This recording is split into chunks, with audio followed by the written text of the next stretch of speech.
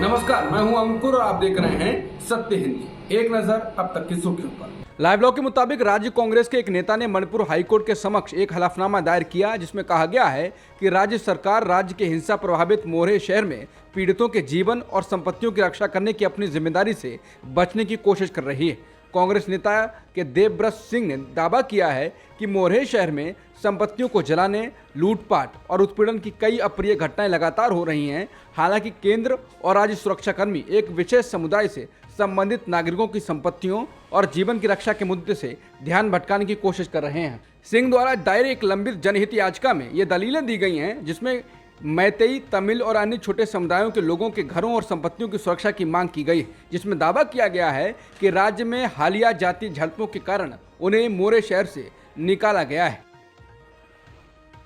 केंद्रीय गृह मंत्री अमित शाह ने मणिपुर हिंसा को लेकर कहा कि घटना शर्मनाक है, लेकिन इस पर राजनीति और भी शर्मनाक है। उन्होंने कहा कि मणिपुर में हिंसा का तांडव हुआ है। मैं विपक्ष की बात से सहमत हूं। चर्चा के दौरान मणिपुर के सीएम को नहीं हटाने के सवाल पर गृह मंत्री ने यह कहते हुए उनका बचाव किया कि इस सीएम ने केंद्र के साथ सहयोग किया है। उन्होंने कहा, जब कोई राज्य का सीएम सहयोग नहीं कर रहा हो तो उसे बदलने की जरूरत होती है। इस सीएम ने केंद्र के साथ सहयोग किया है। शाह ने आगे कहा कि संसद सत्र से पहले ही वीडियो क्यों वायरल हुआ? अगर वीडियो मिल भी गया था तो क्या उसे वायरल करना जरूरी था? वीडियो सुरक्षा एजेंसियों को दी जा सकती थी। केरल विधानसभा ने राज्य का नाम आधिकारिक रूप से बदलकर केरलम करने का केंद्र से आग्रह करने संबंधी प्रस्ताव बुधवार को सर्वसम्मति से पारित कर दिया। ये प्रस्ताव मुख्यमंत्री पिनराई विजयन ने पेश किया था, जिसे कांग्रेस नीति यूनाइटेड डेमोक्रेटिक फ्रंट का भी समर्थन हासिल हो गया। मुख्यमंत्री ने केंद्र से अपील की है कि संविधान की 8वीं अनुसूची समेत सभी भाषाओं में राज्य का नाम केरलम कर दिया जाए। राहुल गांधी के फ्लाइंग किस के मामले में बीजेपी के द्वारा हमला बोलने पर कांग्रेस सांसद गीता कोड़ा ने कहा है कि भाजपा को लोगों का ध्यान भटकाने के लिए मुद्दों को तोड़ मरोड़ कर पेश करने की आदत है, और उन्होंने गांधी का बचाव करते हुए कहा कि वो कभी भी महिलाओं का अपमान नहीं कर सकते हैं। वहीं कांग्रेस सांसद एस ज्योतिमणि ने कहा कि यह दुखद और दुर्भाग्यपूर्ण है कि महिलाओं को नग्न घुमाए जाने का वीडियो देखने के बाद भी उन्होंने एक भी शब्द नहीं बोला। महिलाओं के मुद्दों को उठाना हम सभी की जिम्मेदारी है, लेकिन मंत्री ने कुछ नहीं कहा। कांग्रेस नेता राहुल गांधी के ऊपर कथित तौर पर आरोप लगाया गया है कि उन्होंने बीजेपी सांसदों को फ्लाइंग किस दिया। हालांकि राहुल की फ्लाइंग किस का एक्शन कैमरे में रिकॉर्ड नहीं हुआ है। इस पर बीजेपी सांसद हेमा मालिनी से भी सवाल किया गया। भाजपा सांसद और अभिनेत्री हेमा मालिनी ने इंडिया टुडे से बातचीत में दावा किया कि उन्होंने राहुल गांधी को संसद में फ्लाइंग किस देते हुए नहीं देखा। जिस शिकायती पत्र को लोकसभा अध्यक्ष को सौंपा गया है उस पर हेमा मालिनी के साइन भी हैं। अब हेमा का वीडियो सोशल मीडिया पर वायरल है और भाजपा लोगों के निशाने पर आ गई है। कांग्रेस सांसद राहुल गांधी मोदी सरकार पर तीखा हमला बोलने के बाद कथित फ्लाइंग किस विवाद में घिर गए। हालांकि अभी इस आरोप की पुष्टि होनी है, लेकिन चूंकि आरोप खुद केंद्रीय मंत्री स्मृति ईरानी ने लगाया है तो मामला गंभीर है। स्मृति ईरानी ने राहुल गांधी का जिक्र करते हुए कहा, केवल एक महिला द्वेषी व्यक्ति संसद में फ्लाइंग किस कर सकता है जहां महिला सांसद बैठती हैं। उन्होंने आरोप लगाया कि राहुल गांधी की कार्रवाई गरिमा के अनुरूप नहीं थी। भाजपा महिला सांसदों ने भी राहुल के कथित हाव भाव को लेकर लोकसभा अध्यक्ष ओम बिरला से शिकायत की और उन पर महिलाओं का अपमान करने का आरोप लगाया। ये मामला इतना गंभीर हो गया है कि फौरन ही बीजेपी की कुछ महिला सांसदों ने स्पीकर को पत्र लिखकर भी आपत्ति जता दी। इस मामले में स्मृति ईरानी ने बाद में पत्रकारों से बात भी की। ईरानी ने कहा कि संसद ने इस तरह का महिला द्वेष कभी नहीं देखा। इससे पहले कभी किसी पुरुष का महिला द्वेषपूर्ण व्यवहार संसद में दिखाई नहीं दिया। जब लोगों का सदन, जहां महिलाओं की गरिमा की रक्षा के लिए कानून बनाए जाते हैं, एक सत्र के दौरान एक पुरुष के महिला द्वेष का गवाह बनता है, तो मेरा सवाल ये है कि क्या उन्हें कटघरे में खड़ा किया जाना चाहिए।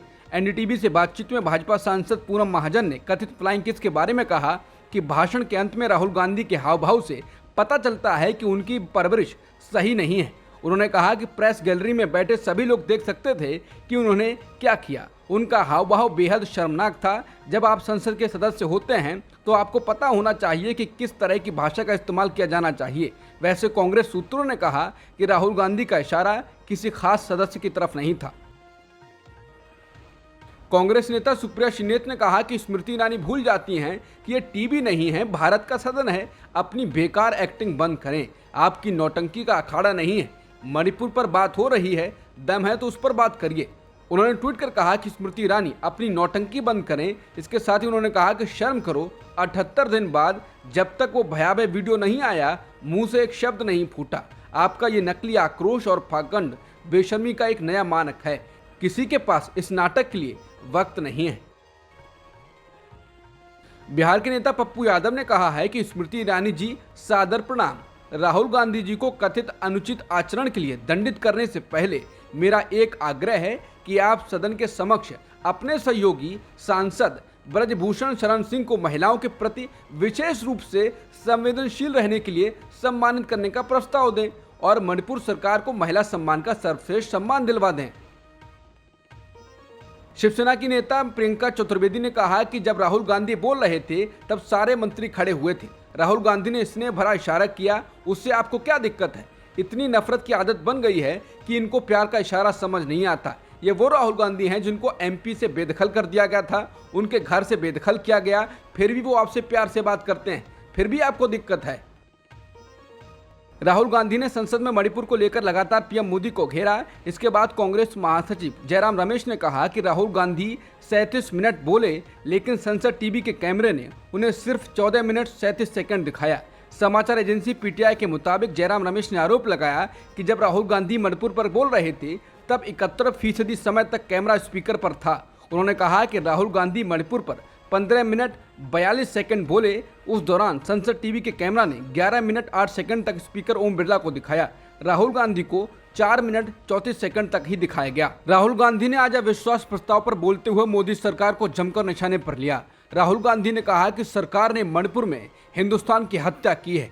इनकी राजनीति ने हिंदुस्तान को मणिपुर में मार दिया है, कत्ल किया है, मर्डर किया है। राहुल ने कहा कि उन्होंने भारत माता की हत्या मणिपुर में की है। आपने मणिपुर के लोगों को मारकर देश की हत्या की है। आप देशद्रोही हो, इसीलिए आपके पीएम मणिपुर नहीं जाते हैं। उन्होंने देश की हत्या की है। राहुल ने कहा कि आप भारत माता के रखवाले नहीं हो, आप भारत माता को मारने वाले हो। जब तक आप हिंसा बंद नहीं करोगे तब तक आप मेरी माँ की हत्या कर रहे हो, भारत माँ की हत्या कर रहे हो, हिंदुस्तान की सेना का प्रयोग नहीं कर रहे हो। राहुल ने कहा कि नरेंद्र मोदी जी हिंदुस्तान की आवाज़ नहीं सुनते, दो लोगों की आवाज़ सुनते हैं, अमित शाह और अडानी। राहुल ने कहा कि रावण भी दो लोगों की सुनता था, मेघनाथ और कुंभकर्ण। वैसे ही मोदी दो लोगों की आवाज़ सुनते हैं, अमित शाह और अडानी। लंका को हनुमान ने नहीं जलाया था, लंका को रावण के अहंकार ने जलाया था। राहुल गांधी ने संसद में मणिपुर पर कहा कि मैं मणिपुर गया, हमारे पीएम आज तक नहीं गए हैं। उनके लिए मणिपुर हिंदुस्तान नहीं है। मैंने मणिपुर शब्द प्रयोग किया, लेकिन मणिपुर नहीं बचा है। मणिपुर को 2 भागों में बांट दिया गया है, तोड़ दिया गया है। राहुल ने कहा कि रिलीफ कैंप्स में गया, वहां महिलाओं से बात की, बच्चों से बात की, पीएम ने आज तक नहीं की है। इस दौरान राहुल ने मणिपुर में महिलाओं से मिलने पर उनके रोने और बोलते बोलते बेहोश हो जाने की बात बताई। इस दौरान बीजेपी के नेता झूठ झूठ कह रहे थे, जिसके बाद राहुल ने कहा कि मैं झूठ नहीं बोलता आपकी तरह। राहुल गांधी के तीखे हमले के बाद केंद्रीय मंत्री स्मृति ईरानी ने पलटवार करते हुए कहा कि हम मणिपुर पर चर्चा चाहते थे, ये विपक्ष था जो चर्चा से भाग गया। ईरानी ने कहा कि देश के इतिहास में पहली बार भारत माता की हत्या की बात हुई और कांग्रेस ने इस सदन में ताली बजाई। उन्होंने देश को स्पष्ट संदेश दिया है कि गद्दार कौन है।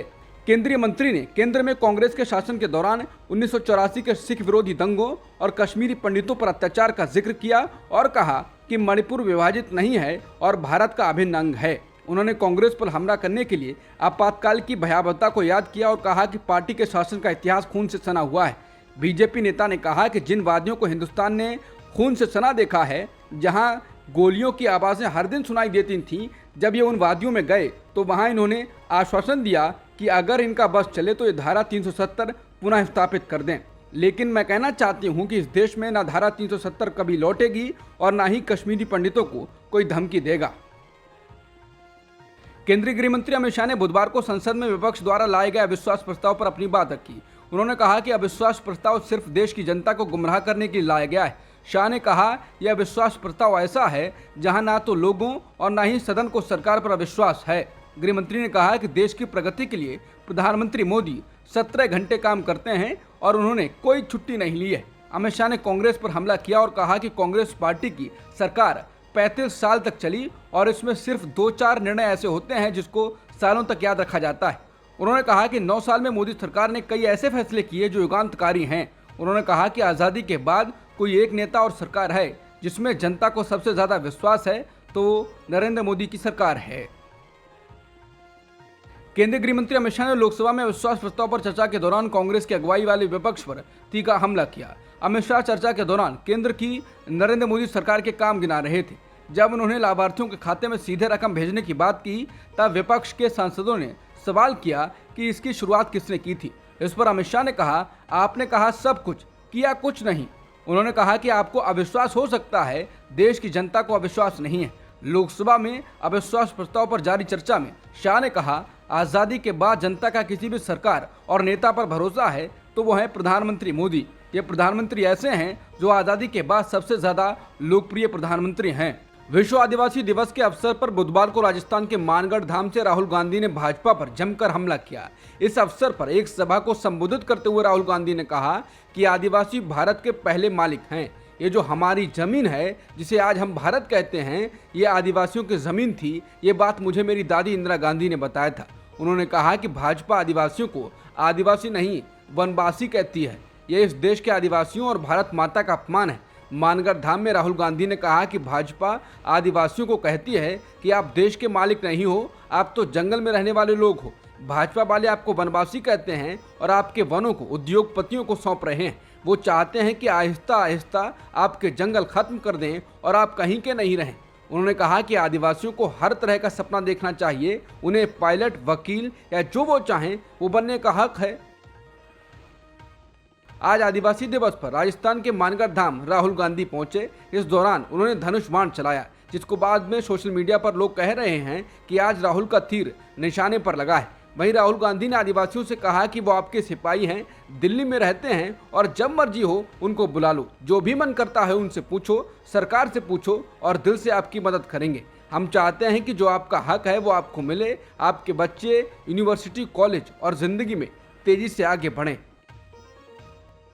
केंद्रीय गृह मंत्री अमित शाह ने अविश्वास प्रस्ताव पर चर्चा के दौरान कांग्रेस नेता राहुल गांधी का नाम लिए बिना उन पर निशाना साधा। अमित शाह ने कहा कि इस सदन में एक ऐसे नेता हैं जिन्हें 13 बार राजनीति में लॉन्च किया गया है। एक लॉन्चिंग मैंने देखा है। उन्होंने कहा कि वो कलावती के घर भोजन करने गए। अच्छा है, भोजन करने गए, उनकी गरीबी का बड़ा मार्मिक वर्णन किया। उसके बाद 6 साल उनकी सरकार चली, कलावती का क्या करा।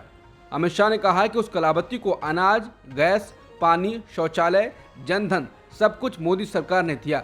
उन्होंने कहा कि जिस कलावती के घर आप भोजन करने गए उसे भी मोदी जी पर अविश्वास नहीं है।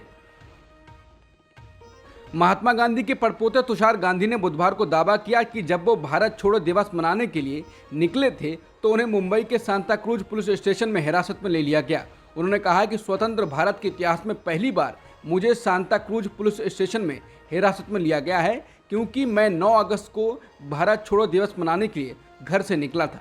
उन्होंने कहा कि मुझे गर्व है कि मेरे परदादा बाबू और बा को भी ऐतिहासिक तारीख पर ब्रिटिश पुलिस ने गिरफ्तार किया था।